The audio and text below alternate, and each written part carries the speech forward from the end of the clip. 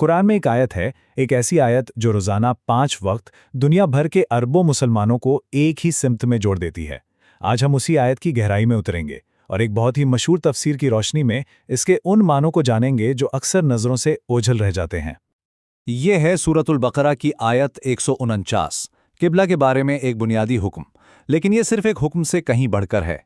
मशहूर मुफस्सिर काजी सनाउल्लाह पानीपती अपनी तफसीर मजहरी में इस आयत के ऐसे पहलुओं से पर्दा उठाते हैं जो इसके आलमगीर पैगाम और हिकमत को जाहिर करते हैं। तो आइए देखते हैं कैसे। आयत का आगाज़ ही एक बहुत गहरे नुक्ते से होता है। मुफस्सिर हमें ये दिखाते हैं कि ये जो इब्तिदाई अल्फाज है ना, और तुम जहां से निकलो, उनका दायरा-ए-कार कितना वसी है, ये सोच से भी ज़्यादा है। स्क्रीन पर जो अरबी इबारत है वो है वमिन हाइसु खरजता। बज़ाहिर ये बड़े सादा से अल्फाज लगते हैं, लेकिन पुराने ज़माने के उलमा के नज़दीक हर लफ्ज़ मानी का एक समुंदर होता था। वो सिर्फ अल्फाज नहीं पढ़ते थे बल्कि इनके पीछे छुपे हुए गहरे मफ़हूम तक पहुंचने की कोशिश करते थे। अच्छा, तफसीर मजहरी यहाँ एक बहुत अहम लिसानी नुक्ता उठाती हैं। मुफस्सिर कहते हैं कि ये जुमला अकेले नहीं है, इससे पहले एक बात महजूफ है यानी छुपी हुई है लेकिन समझ में आ रही है, और वो है तुम जहां कहीं भी हो।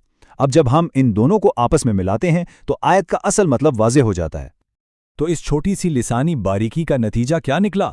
नतीजा बहुत बड़ा है। इसका मतलब ये हुआ कि क़िबला का हुक्म किसी ख़ास शहर, किसी मुल्क या किसी ख़ास ज़माने के लिए नहीं है।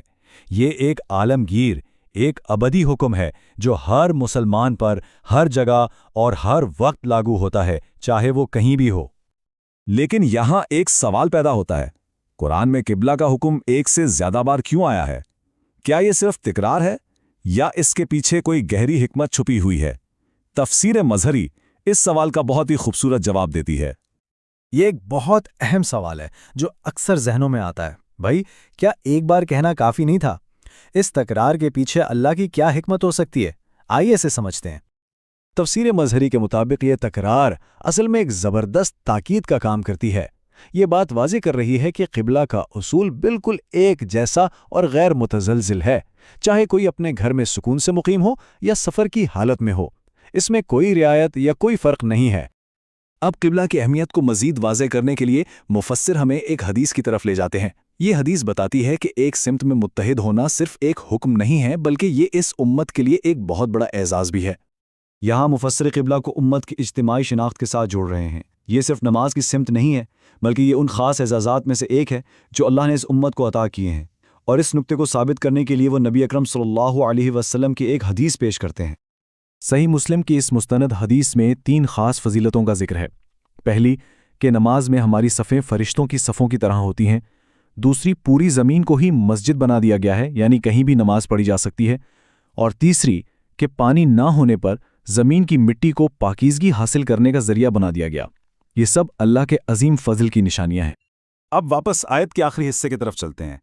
ये हिस्सा, ये पूरे हुक्म पर एक इलाही मुहर की तरह है जो इसकी सच्चाई और अहमियत को हमेशा के लिए सब्त कर देता है। ज़रा इस जुमले पर गौर करें, और बेशक वो तुम्हारे परवरदिगार की तरफ से हक है। ये सिर्फ एक इजाफी जुमला नहीं है, ये तो क़िबला के हुक्म पर अल्लाह की तरफ से तस्दीक की मोहर है। ये एक ऐलान है कि यही हतमी सच्चाई है। और फिर ये आखिरी ताकतवर याद दहानी, और अल्लाह इससे बेखबर नहीं जो तुम करते हो। ये एक ऐलान है कि अल्लाह हमारे तमाम आमाल को देख रहा है।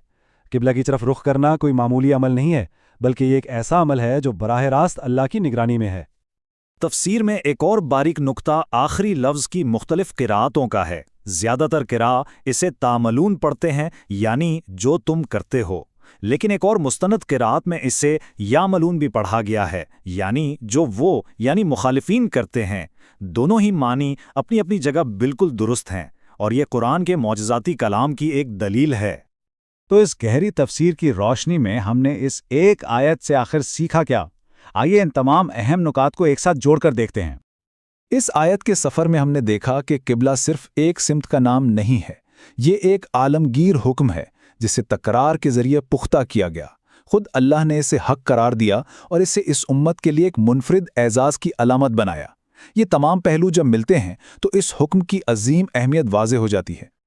और आखिर में एक सवाल जिस पर गौर किया जा सकता है, ये कैसे मुमकिन है कि 1400 साल पहले दिया गया एक हुक्म जो एक ख़ास सिमत की तरफ इशारा करता है, آج بھی دنیا بھر میں اربوں لوگوں کو روزانہ 5 بار ایک عالمی برادری کے طور پر متحد کرتا ہے۔ اس کی طاقت اور حکمت پر ضرور غور کیجیے گا۔